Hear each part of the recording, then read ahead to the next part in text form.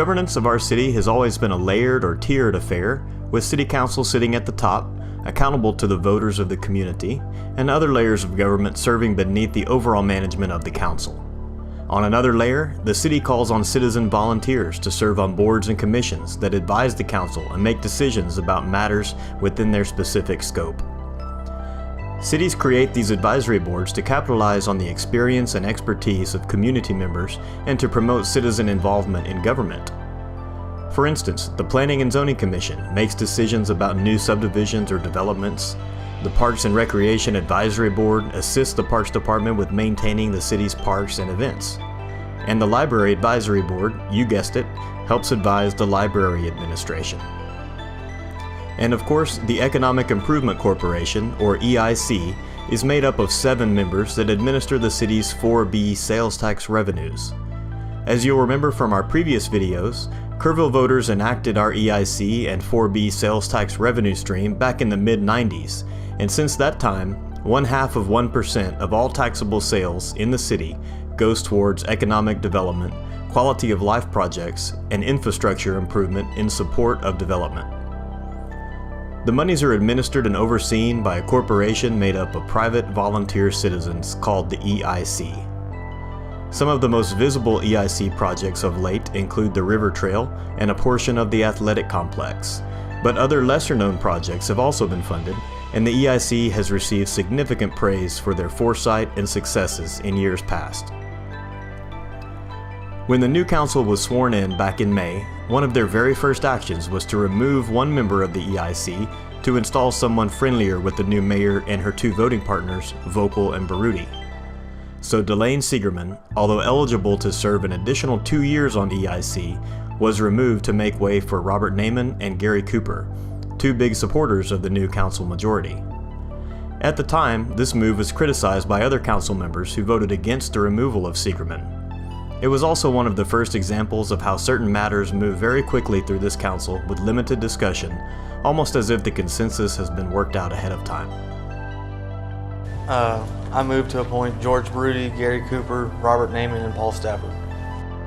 Since those changes were made to the EIC board, conflicts have arisen between the EIC and City Council. Most notably, the EIC passed a budget which was rejected by Council, and then the EIC voted yet again to recommend the same budget, and Council again vetoed that decision. See our video titled Council vs. EIC Budget Dispute, dated September 20th, 2017 for more detail on that issue.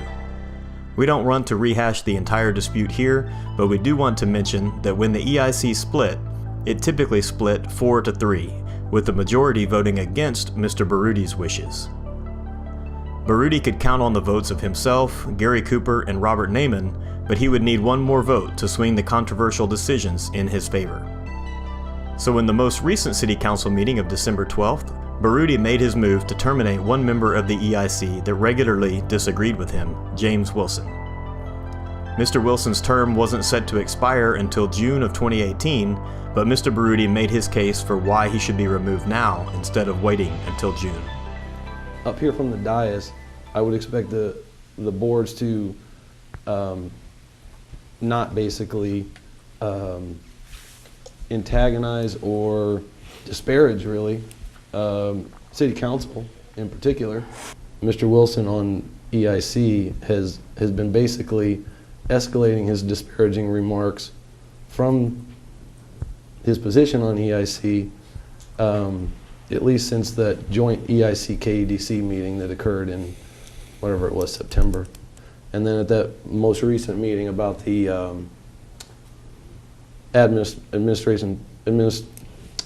services contract, he was the one who most clearly stated that he anticipates conflict coming with council. To express those feelings publicly right there at EIC meeting, I don't know how we move forward with that. You know, I don't know that I have much option other than to come here, and my intention was to recommend, you know, I was going to ask him to resign, but I was unable to do so, so I would be bringing this up to ask that we consider that option. Are we contemplating, can we be contemplating making it another qualification to serve on our boards and committees that you agree with the majority of the city council at any given time? The issue comes down to that the body of EIC, individual or as a group, is not to be essentially belittling their authorizing unit as a body, not as an individual, because he did not specifically describe me. He said city council, and that's what he did over and over. I don't want to take this all night because I don't think it's healthy to do. I will just say that I was very disappointed in reviewing those meetings. I do think it steps over the line when people threaten what I contemplate to be a threat of a lawsuit, and I think that's what precipitated the change in the administrative services contract. To what extent has the member actually threatened a lawsuit? I think what are the words? I anticipate conflict. So what comment or comments is George referring to? He charges that Mr. Wilson was disparaging council, escalating his comments, and threatening conflict with the council. Here are the clips that Mr. Baruti was referring to. Well, I understand there's two separate things. We anticipate conflict with the city in the future. Okay. So let's get that on the table. We expect that. Okay. And we want protection, and we want it now. Okay. So then what you're really talking about is not getting legal services from the city. You're talking about getting outside counsel. So that's really what we would be discussing. You got it. So why would Mr. Wilson and the other EIC members be worried about a potential conflict with council? There are several obvious reasons why the EIC might be worried. Number one, council famously attempted to remove City Attorney Mike Hayes from his position. If White and her majority were successful in removing Mr. Hayes, a new attorney could potentially alter the workings of the EIC or its legal relationship to the city and to council. And it's unclear how that new counsel might have viewed the relationship to the EIC, or if he would have been as helpful and cooperative as Mr. Hayes had been. Thankfully, Mr. Hayes kept his job as city attorney. Number two, George Baruti himself, as the city council liaison to the EIC, has stated publicly and privately that the EIC has violated the Texas Open Meetings Act. Mr. Baruti states here in an EIC meeting on September 18th that he believes the EIC was violating the act. I think Mr. Hayes can confirm it would be a violation of the Open Meetings Act to intentionally circumvent the Open Meetings Act by carefully choosing the number of committee members at just under a quorum. I verified that with TML, but I had heard that before.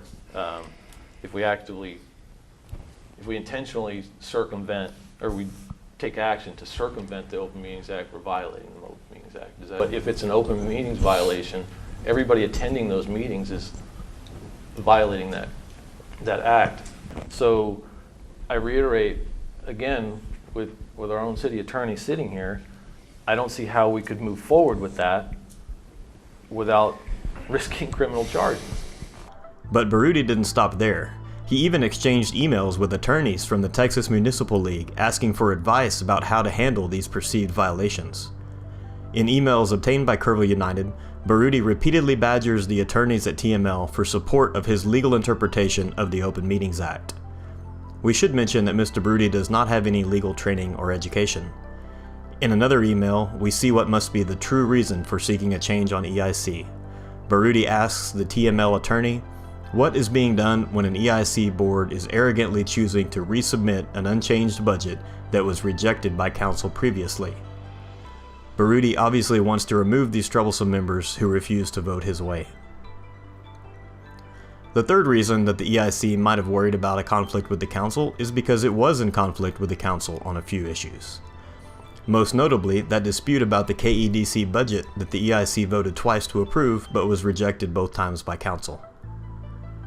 Based on Mr. Baruti's comments and actions, the EIC was concerned enough to ask for a change in the administrative services contract between the EIC and the City Council to request up to $50,000 in additional funds in the event of a conflict with Council that would require them to hire outside legal counsel.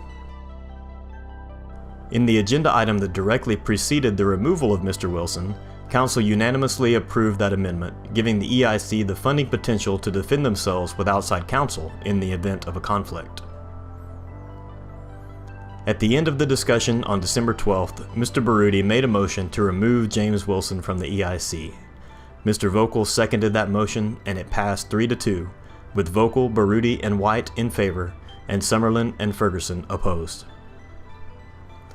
Here we have another clear attempt to consolidate power into the hands of a few council members at the expense of volunteers on EIC and at the expense of the greater good of this community.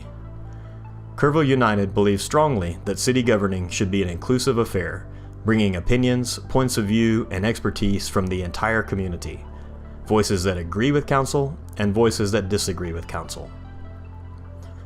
By removing a political opponent that wasn't afraid to publicly disagree with the majority of council, Mr. Baruti, Mrs. White, and Mr. Vogel have sent a strong, chilling message to the rest of the city's board volunteers.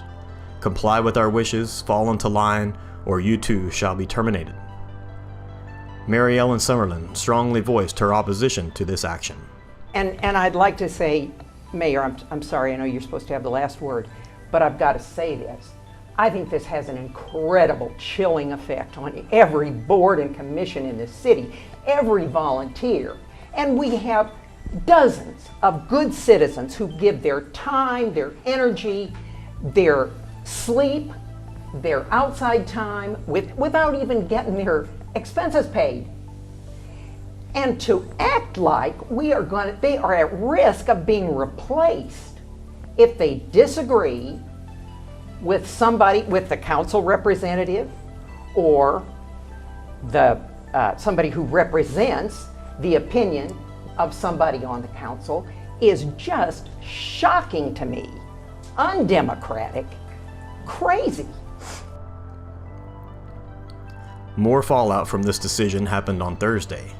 In a letter to Mayor Bonnie White, EIC member Paul Stafford submitted his resignation, leaving only 2 members who were actually on the EIC board back in May before the new council majority took over. Thank you for watching Kerrville United. We ask that you share this video with your friends and sign up for our newsletter by visiting kerrvilleunited.com and clicking Join Us. Help us keep moving Kerrville forward. This is Aaron Yates.